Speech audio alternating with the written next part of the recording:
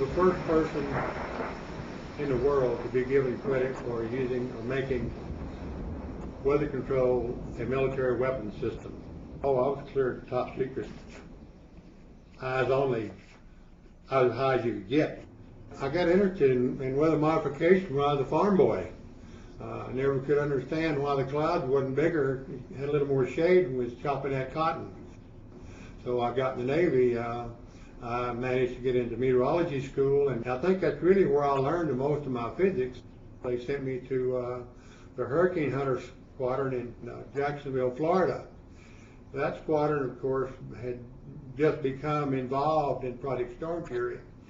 We were doing quite a lot of testing work out over the test range at China Lake, California, where we dropped cloud seeding flares or silver iodide generators into clouds, or just where we wanted to see what the reaction was. And it was there when I learned for sure that you could really change a cloud by the amount of silver iodide you put in it and where you put it. We were the first ones to fly into hurricanes for the purpose of modifying them, if you will. That was Project Storm Fury. I began to be extremely confident that we could do whatever about what we wanted to with a hurricane. So Project Storm Fury had been going on since 1961, and they had already done, or had done, 2 experiments, one in 61 and 63. Well, by 1964, when I was there in 1964, I wrote the plan and started to have a track and a mission for every flight. It was on the hurricane cloud seeding experiments. So we had documentation for everything. Operation in Project Storm Fury are very positive. His report said that we claim they should consider now if a hurricane heads straight towards Miami. By 1969, we had all the latest state-of-the-art equipment in a number of airplanes, and we also had aircraft equipped with dispensing equipment to put silver iodide into a hurricane. If you seed enough clouds in the right front quadrant of a hurricane where the energy cells are, you may build a second eye, or at the minimum make this original eye much bigger, which meant you have a reduction in wind velocity. On August 18th in 1969, Hurricane Debbie was seeded 5 times at 2-hour intervals, and the maximum wind speeds had decreased from 115 to 80 miles per hour. That's a pretty remarkable reduction of more than 45% in damage reduction potential. The storm was left alone on the 19th, and on the 20th went back and seeded that cloud the second time and decreased the winds again to just under 100 miles per hour, or about 24% more damage reduction potential. A number of people, scientists if you will, who didn't necessarily endorse applications engineering in these storms. They thought they needed more scientific data. They demanded that a third party investigate all of what Storm Fury had done. Stanford University was the party or the institution that did this study of the activity Project Storm Fury had done. In summary, the results of the Hurricane Debbie experiments seem so positive that many individuals believe the project should go operational, seeding major hurricanes that threatened any landmass. And a team of scientists at Stanford Research Institute did a decision analysis on all past seeding events, including the ones in 1961, 1963.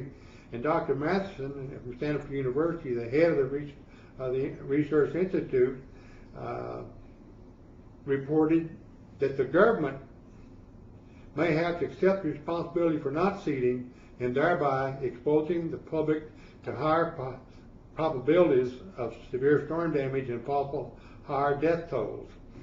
It's interesting that we were able to do that and can have the results confirmed by Stanford University in 1969.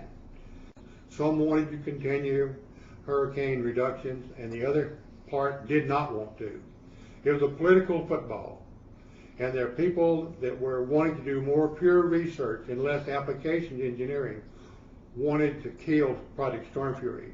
So they built up an artificial barrier that prevented hurricanes from ever qualifying to be experimented or seeded for damage reduction. They came up, the scientists at the NOAA research people came up with data that suggested that if a hurricane went through a certain little geographical area, there was no history in 100 years that a hurricane had been through that area ever reached land. So they made a requirement that the storm must go through this area of, I call it the area of improbability, before it would qualify for hurricane damage reduction attention. So after about 10 years, no hurricanes went through there, and the people, that is the scientists who didn't want to spend money on aircraft reconnaissance, decided, well, it's just too expensive, we can't wait any longer, so they killed the project altogether. I am terribly disappointed that the government have decided a long time ago not to do this, not to do the hurricane damage reduction anymore. The men, the materials, the aircraft, and all of the other support equipment you need are available today to reduce the damages of hurricanes very significantly, and I'm talking significantly as being more than 35 or 40%. The roof doesn't lift off the house until about 105 miles an hour. If you reduce the damages in hurricanes by 35 or 40%, you're going to save 90% of the damage that's done by them. So once you get down below 100 miles an hour, there's not a whole lot of damage occurs from the winds and hurricanes. The tack they've taken is that they're willing to spend money they haven't got to repair places that are not repairable, order the people to evacuate, and the people come back and their house is blown away. We think that's foolishness. We think that we ought to be trying to save those houses, let the people evacuate, but have them come back to a house with the furniture in it. Our aircraft can carry over 400 cloud sheeting units. Now, those back in Project Storm Fury days could only carry 52. And the fact that we fly 2.5 times as fast and we know exactly where we are all the time, we feel like we have a much better opportunity or better chance of reducing these hurricanes by even more than they were able to in Storm Fury.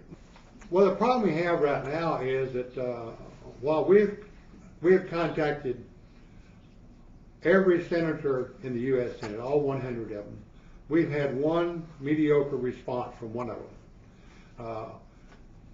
You get the impression that they just don't care what happens about the hurricanes, and we have presented a proposal to them to do hurricane damage reduction for the year 2006, and it amounts to around $6,000 a month. But we have enough airplanes, we have enough people in our company that we can do that. We need to be out there seeding these hurricanes, and if we don't get the results that we think we're going to get, then we can say we're not ready for it.